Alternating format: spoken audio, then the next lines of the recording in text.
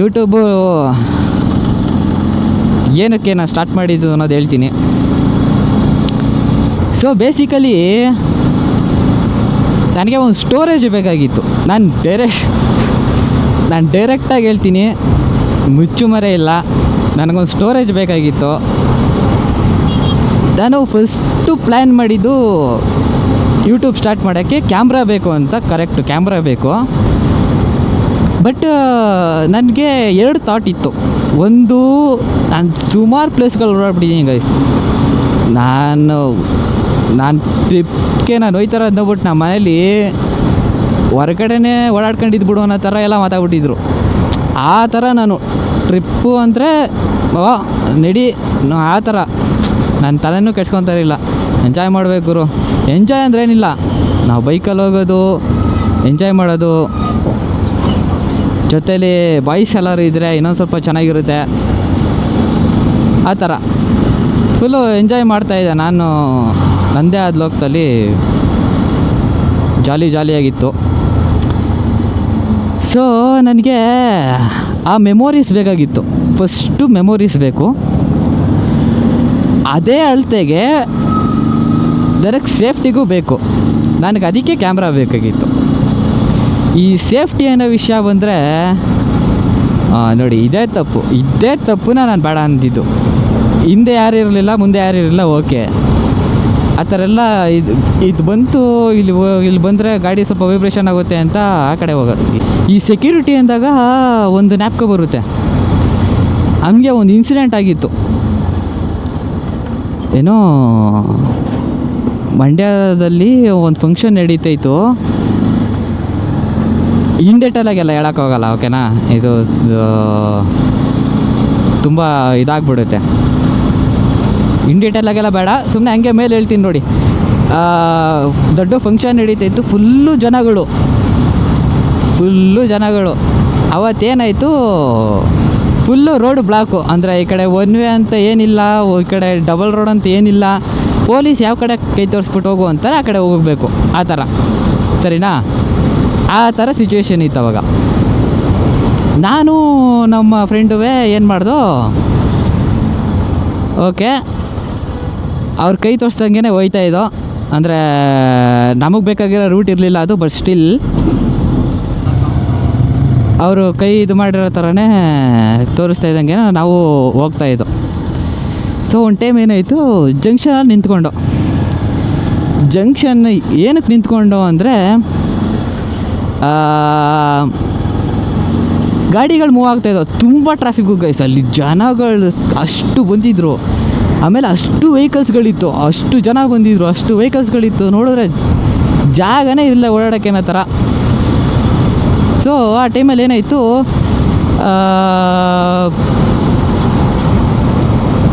ಪೊಲೀಸವರು ಈ ಕಡೆ ಹೋಗಿ ಹಂಗೆ ಹಿಂಗೆ ಅಂತ ಸ್ವಲ್ಪ ರ್ಯಾಶಾಗಿ ಮಾತಾಡ್ತಿದ್ರು. ಅವ್ರ ಸಿಚುವೇಶನ್ ಏನಿತ್ತು ನನಗೆ ಬೇಡ ಗುರು. ಒಬ್ರನ್ನ ಹೆಂಗೆ ಟ್ರೀಟ್ ಮಾಡಬೇಕು ಅಂತ ಅವ್ರಿಗೆ ಫಸ್ಟು ಅದನ್ನು ಕಲಿಸ್ಕೊಡ್ಬೇಕಾಗಿತ್ತು. ಅಂದರೆ ಟ್ರೈನಿಂಗಲ್ಲಿ, ಪೊಲೀಸ್ ಟ್ರೈನಿಂಗಲ್ಲಿ ಒಬ್ರನ್ನ ಹೆಂಗೆ ಟ್ರೀಟ್ ಮಾಡಬೇಕು ಅನ್ನೋದನ್ನ ಕಲಿಸ್ಕೊಡ್ಬೇಕು ಅನ್ನೋದು ನನ್ನ ಅಭಿಪ್ರಾಯ. ನಾನು ಹೇಳ್ತೀನಿ ಕೇಳಿ ಏನಾಯ್ತು ಅಂತ. ಹಿಂಗೆ ಗಾಡೀಲಿ ಹೋಗ್ತಾಯಿದ್ದೋ ಅಲ್ವಾ, ಆ ಜಂಕ್ಷನ್ ಬಂತು. ಆ ಗಾಡೀಲಿ ನಿಲ್ಲಿಸ್ಬಿಟ್ಟು ಗಾಡಿ ಏನು ಫುಲ್ಲು ಅಲ್ಲಿ ನಾನು ಹೋಗಿ ಜಾಗನೇ ಇಲ್ಲ, ಫುಲ್ಲು ಕಾರ್ಗಳು ಹೋಗ್ತೈತೆ. ಅದು ಸ್ಲೋ ಮೂವಿಂಗ್ ಟ್ರಾಫಿಕ್ಕು, ಕಾರ್ಗಳು ಹೋಗ್ತೈತೆ. ನಾನು ನುಗ್ಸೋಕ್ಕಾಗಲ್ಲ ಮಧ್ಯದಲ್ಲಿ. ಅವನು ಹೋಗೋ ಅಂತ ಪೊಲೀಸವರು ಏನೋ ಒಂದು ಸ್ವಲ್ಪ ರ್ಯಾಶಾಗಿ ಹಂಗೋಗೋ ಹಿಂಗೋಗೋ ಹಂಗೆ ಹೋಗೋ, ಏನು ಮಾಡ್ತೀಯ ಹಂಗೆ ಹಿಂಗೆ ಅಂತ ಹೇಳಂದರು. ನಾವೇನು ಮಾಡೋಣ ಅಲ್ಲಿ? ಈಗ ನಾನು ಏನಾದ್ರು ಮಧ್ಯಕ್ಕೆ ಹೋದರೆ ಅಲ್ಲಿ ಹಿಂದೆ ಬರ್ತಾರೋ ಮುಂದೆ ಬರ್ತಾರೋರೆಲ್ಲ ಉಗಿತಾರೆ.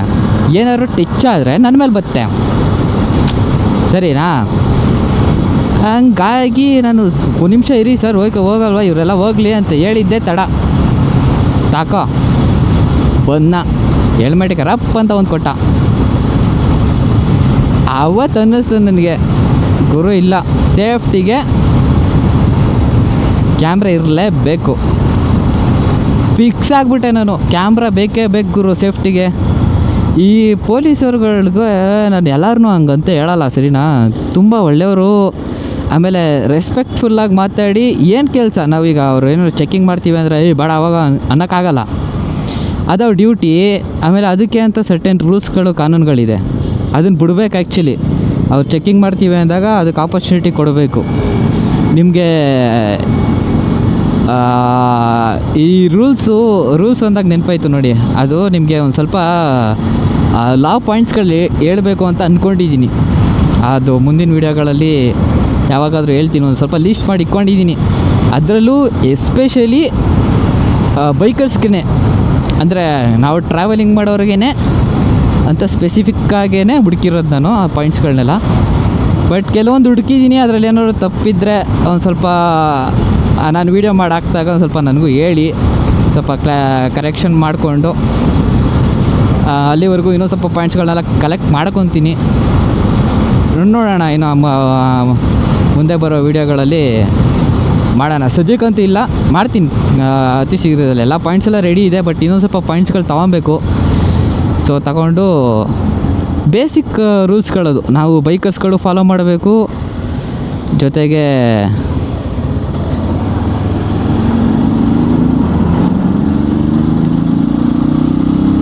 ಜೊತೆಗೆ ಎಲ್ಲರೂ ಫಾಲೋ ಮಾಡಿದ್ರೆ ಬೆಸ್ಟ್ ಅದನ್ನು. ಸೊ ಮೇಯ್ನ್ಲಿ ನಾನು ಫೋಕಸ್ ಇದ್ದಿದ್ದು ಬೈಕರ್ಸ್ಗಳಿಗೆ ಅಂತ. ಸೊ ನಾನು ಬೈಕರ್ಸ್ಗಳಿಗೆ ಅಂತಲೇ ಅದು ವೀಡಿಯೋ ಮಾಡೋದು. ಸೊ ಏನಾಯಿತು, ಅವರು ಆ ಥರ ರ್ಯಾಶಾಗಿ ಮಾತಾಡ್ಬಿಟ್ರು. ರ್ಯಾಶಾಗಿ ಮಾತಾಡೋದು ಪರವಾಗಿರ್ತಿರ್ಲಿಲ್ಲ, ಬಟ್ ಕೈ ಮಾಡಿಬಿಟ್ರು. ಆದರೆ ಹೆಲ್ಮೆಟ್ ಕೊಡಿದ್ರು ನನಗೆ, ಅದು ಬೇರೆ ವಿಷಯ ಬಿಡಿ. ನಾನು ಆ ಟೈಮಲ್ಲಿ ಯಾರು ಕರೆದಿದ್ರು ಬರ್ತಾಯಿರಲಿಲ್ಲ. ನಾನು ಸೀರಿಯಸ್ಲಿ ಹೇಳ್ತೀನಿ ನೋಡಿ, ನಾನು ಈ ವಿಷಯನ ನಮ್ಮ ಮನೇಲಿ ಹೇಳಿದ್ರು ನಂದೇ ತಪ್ಪು ಅಂದ್ಬಿಡ್ತಾಯಿದ್ರು. ಇಟ್ಸ್ ಓಕೆ, ಅವರ ಅಭಿಪ್ರಾಯಗಳು. ನಮ್ಮ ಮನೇಲಿ ನಮ್ಮನ್ನ ನಂಬಲ್ವಾ ಅಂದರೆ ನನಗೇನೋ ಆ ಥರ ಫೀಲ್ ಏನಾಗಲ್ಲ. ನಮ್ಮ ಮನೇಲಿ ಬೇರೆಯವ್ರನ್ನ ನಂಬೋದು ಜಾಸ್ತಿ ನಮಗಿಂತ. ಆ್ಯಕ್ಚುಲಿ ಸುಮಾರು ಮನೆಗಳಲ್ಲಿ ಇದೇ ನಡೆಯುತ್ತೆ ಅಂತ ನನ್ನ ಅಭಿಪ್ರಾಯ.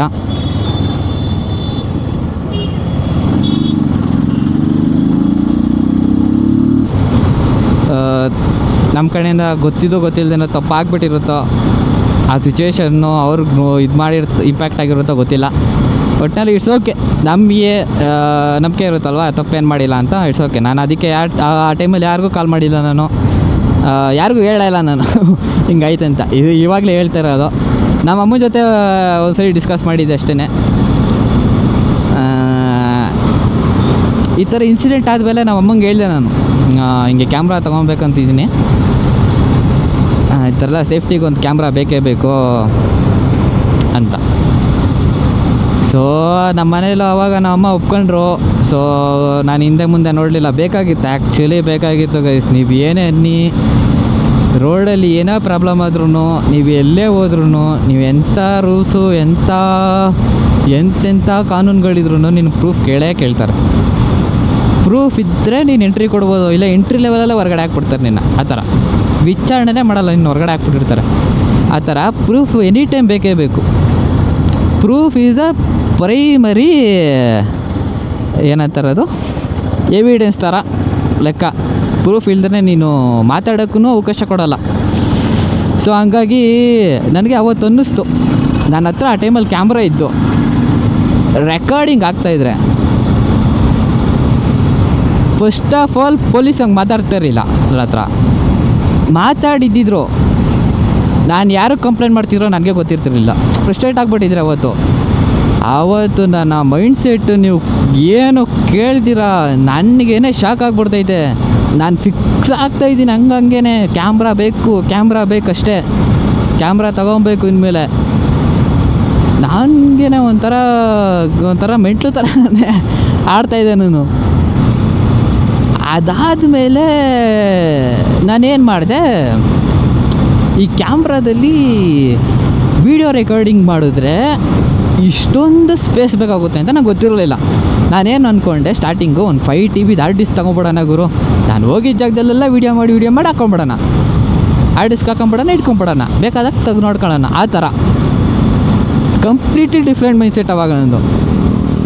ಸರಿ ಆಯಿತು, ಕ್ಯಾಮ್ರಾ ತಗೊಂಡೆ, ಚಿಪ್ ಹಾಕಿದೆ, 256 GB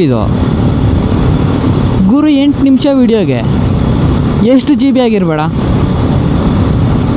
ಆರು ಚಿಲ್ಲರೆ ಜಿ ಬಿ ಗುರು, ಬರೀ 8 ನಿಮಿಷ ವೀಡಿಯೋಗೆ 4K, ಸಾರಿ 8Kನಾ 4Kನ 8Kನ ಯಾವುದೋ ಒಂದು ಮಾಡಿದ್ದೆ, 4Kನ 8Kನ ಮಾಡಿದ್ದೆ, ನನಗೆ ಆ್ಯಕ್ಚುಲಿ ನೆನಪಿಲ್ಲ. ಆರು ಚಿಲ್ಲರೆ ಜಿ ಬಿ ದಂಗಾಗೋದೆ ಅಂದ್ಕೊಡಿ. ಆಮೇಲೆ ಸುಮಾರು ಯೋಚನೆ ಮಾಡಿದೆ, ಯಾವುದೋ ನೆಕ್ಸ್ಟ್ ಸ್ಟೆಪ್ಗೆ ಬಂದು ಗೂಗಲ್ದು ಡ್ರೈವು ಆಮೇಲೆ ಇದೆಲ್ಲ ಇದೆಯಲ್ಲ, ಫೋಟೋಸು ಅವು ಇವೆಲ್ಲ ತುಂಬಿಸೋಣ ಅಂತ ನೋಡಿದೆ. ಅದೆಲ್ಲ ಅಷ್ಟೊಂದೆಲ್ಲ ಸ್ಪೇಸ್ ಇರಲಿಲ್ಲ, ಎಕ್ಸ್ಟ್ರಾ ಬೈ ಮಾಡೋಣ ಅಂತ ಅದೆಲ್ಲ ಸ್ಕೆಚ್ ಆಗಿತ್ತು. ಆಮೇಲೆ ಓಲ್ಡಲ್ಲಿ ಇಕ್ಕಿ ನೆಕ್ಸ್ಟ್ ಇನ್ಯಾವುದಾದ್ರು ಇದು ಕ್ಲೌಡು ಇದನ್ನು ಪರ್ಚೇಸ್ ಮಾಡೋಣ, ನಮ್ಗೆ ಎಷ್ಟು ಬೇಕು ಅಷ್ಟು ಹಂಗೆ. ಅದು ಹೆಂಗೆ ಅಂದರೆ ನಮಗೆ ಬೇಕಾದಂಗೆ ನಾವು ಪೇಮೆಂಟ್ ಕೊಡೋ ಥರ. ಸೊ ಅದಾದಮೇಲೆ ನೆಕ್ಸ್ಟು ಬಂದಿದ್ದು ಇದು ಏನೋ ಯೂಟ್ಯೂಬಲ್ಲಿ ಅಪ್ಲೋಡ್ ಮಾಡಿದ್ರೆ ಮುಗೀತಲ್ಲ, ನಂದ ಸ್ಪೇಸು, ಯೂಟ್ಯೂಬ್ ಸರ್ವರ್ದು ಸ್ಪೇಸು ಅವ್ರು ನೋಡ್ಕೊತಾರೆ, ಆ ಥರ ಆಯಿತು. ಒಳ್ಳೆ ಆಪರ್ಚುನಿಟಿ. ಇಷ್ಟು ಜಿ ಬಿ ಖರ್ಚಾದರೂ ಪರವಾಗಿಲ್ಲ, ನಂದು ಸ್ಪೇಸ್ ಸಿಕ್ತು ನನಗೆ, ಅದ ಫಿಕ್ಸ್ ಆಯಿತು. ಆಮೇಲೆ ತಗೋ ಅಣ್ಣ ವೀಡಿಯೋ ಮಾಡ್ದ ಯೂಟ್ಯೂಬ್ಗೆ ಹಾಕ್ತಾ, ಹಿಂಗೆ ಫಿಕ್ಸ್ ಆಗಿಬಿಡು ಅಂತ ಮೈಂಡಲ್ಲಿ ಫಿಕ್ಸ್ ಆಗಿಬಿಟ್ಟೆ ನಾನು. ಸೊ ಪ್ಲ್ಯಾನ್ ಫಿಕ್ಸ್ ಆಯಿತು.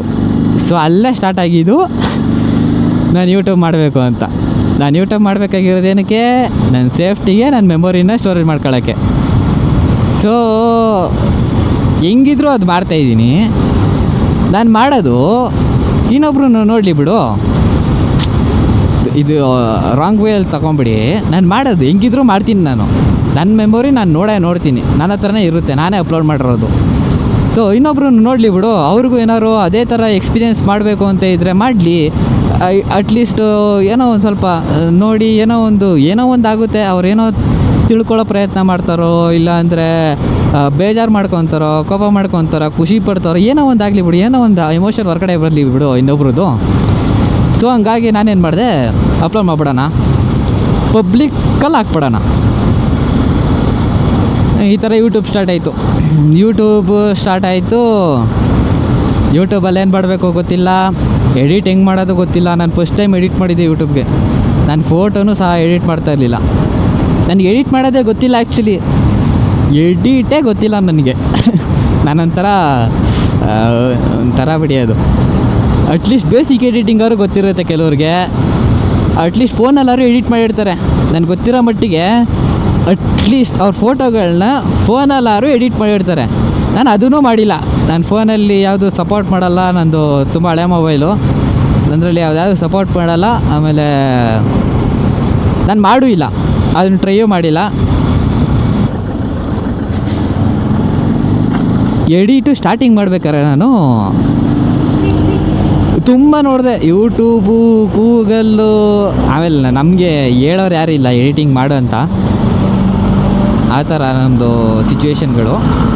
ಸೊ ಯೂಟ್ಯೂಬ್, ಗೂಗಲ್ ಇದನ್ನೇ ನಂಬ್ಕೊಂಡು ತುಂಬ ರಿಸರ್ಚ್ ಮಾಡಿ ಅದರಲ್ಲೂ ಸುಮಾರು ಸಾಫ್ಟ್ವೇರ್ಗಳು. ನಂದು ಪಿ ಸಿನೂ ನಂದು ಹೇಳ್ಕೊಳ್ಳೋದೇನಿಲ್ಲ, ನಂದು ಮಿಡ್ ರೇಂಜ್ ಪಿ ಸಿ, ಅದರಲ್ಲೂ ಕೆಲವೊಂದು ಸಾಫ್ಟ್ವೇರ್ಗಳು ಸಪೋರ್ಟ್ ಮಾಡ್ತಿರಲಿಲ್ಲ. ಸೊ ಅದಕ್ಕೆ ಕಂಪ್ಯಾಟಿಬಲ್ ಆಗಿರೋ ಸಾಫ್ಟ್ವೇರ್ಗಳನ್ನ ಹುಡುಕಿ ಅದನ್ನು ಟ್ರೈ ಮಾಡಿ ಅದರಲ್ಲಿ ಯಾವುದೋ ಒಂದು ಕ್ಲಿಕ್ ಆಗಂಟನೂ ಟ್ರೈ ಮಾಡ್ತಾಯಿದ್ದೆ ನಾನು ಈ ಕ್ಯಾಮ್ರಾ ತೊಗೊಂಡಿದ್ದು ಹತ್ರ 4-5 ತಿಂಗಳು ಹಿಂದೆ. ಬಟ್ ವೀಡಿಯೋಗಳು ಮಾಡ್ತಾ ಇರೋದು ಹೋದ ತಿಂಗಳು ಎಂಡಿಂಗಿಂದ.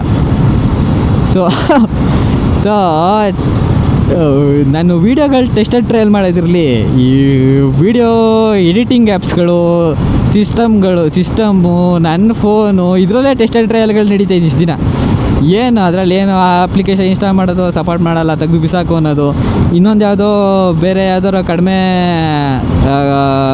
ಸ್ಪೆಸಿಫಿಕೇಷನ್ ಲ್ಯಾಪ್ಟಾಪು, ಕಂಪ್ಯೂಟರ್ಗಳಿಗೆ ವರ್ಕ್ ಆಗೋದು ಯಾವ್ದಾರು ಇನ್ಸ್ಟಾಲ್ ಮಾಡೋದು, ಅದು ವರ್ಕ್ ಆಗ್ತಾ ಇರಲಿಲ್ಲ ಅಂದರೆ ಬೇಜಾರು ಮಾಡ್ಕೊಳ್ಳೋದು, ಅನ್ಇನ್ಸ್ಟಾಲ್ ಮಾಡೋದು.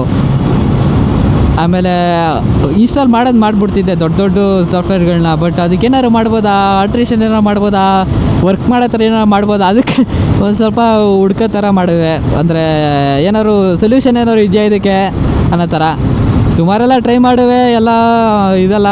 ಬಟ್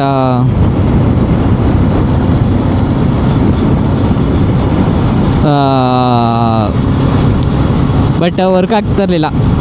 ನಾನು ಸುಮಾರೆಲ್ಲ ಟ್ರೈ ಮಾಡಿಬಿಟ್ಟಿದ್ದೀನಿ, ಸುಮಾರು ಸಾಫ್ಟ್ವೇರ್ಗಳು, ಸುಮಾರು ಇದು ಏನೇನೋ change ಮಾಡಿಬಿಟ್ಟಿದ್ದೀನಿ.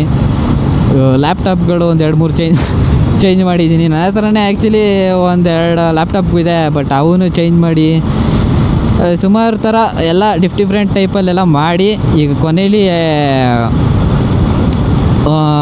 Normal video editing app ಇದು ಮಾಡಿಕೊಂಡು, ಸೊ ಅದರಲ್ಲೇ ತಕ್ಕ ಮಟ್ಟಿಗೆ ಎಡಿಟಿಂಗ್ ಆಗ್ತಾಯಿದೆ. ಬಟ್ ಆದರೂ ಹ್ಯಾಂಗ್ ಆಗ್ತಾಯಿದೆ ನನ್ನ ಲ್ಯಾಪ್ಟಾಪು. ಬಟ್ ತಕ್ಕ ಮಟ್ಟಿಗೆ ಮಾಡ್ತಾಯಿದ್ದೀನಿ, ಬೇರೆ ಆಪ್ಷನ್ ಇಲ್ಲ ನನ್ನ ಹತ್ರ.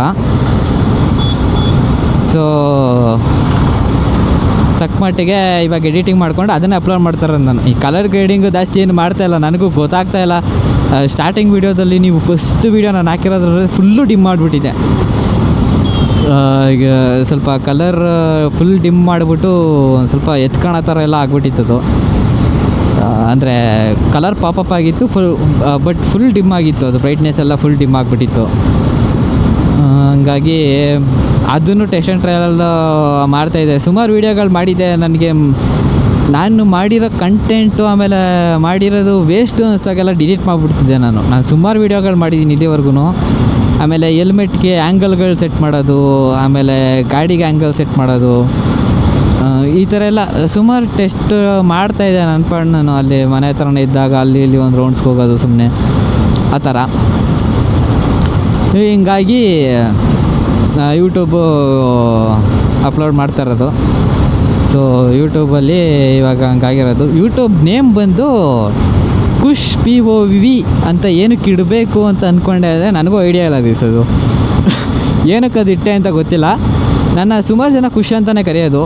ನನ್ನ ಫುಲ್ ನೇಮ್ ಬಂದು ಕುಶಾಲ, ಬಟ್ ನಮ್ಮ ಮನೇಲಿ ಖುಷು ಅಂತ ಕರೀತಾರೆ, ಒಬ್ಬೊಬ್ಬರು ಒಂಥರ ಕರೀತಾರೆ ನನ್ನ.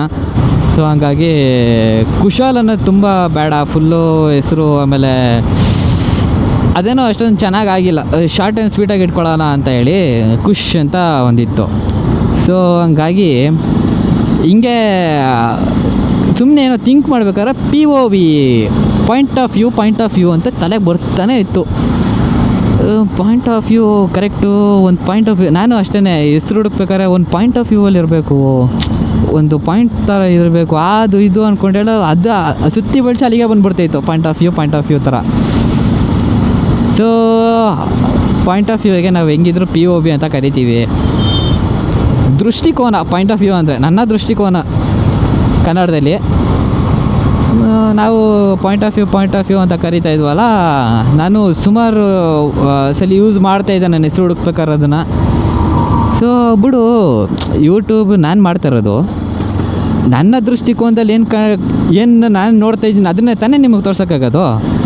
ಸೊ ಐಡಿಯಾ ಚೆನ್ನಾಗಿದೆ, ಇದನ್ನೇ ಯೂಸ್ ಮಾಡೋಣ ಅಂತ ಅಂದ್ಕೊಂಡೆ. ನಾನು ಫ್ರ್ಯಾಂಕಾಗಿ ಹೇಳ್ತೀನಿ, ನಾನು ಈ ಹೆಸರು ತುಂಬ ಜನಕ್ಕೆ ಇಷ್ಟನೇ ಆಗಿಲ್ಲ. ಇದೇ ಹೆಸರು ಏನು ಹೆಸರು ಅಂತಲೇ ಕೇಳೋದು ನನ್ನ. ಬಟ್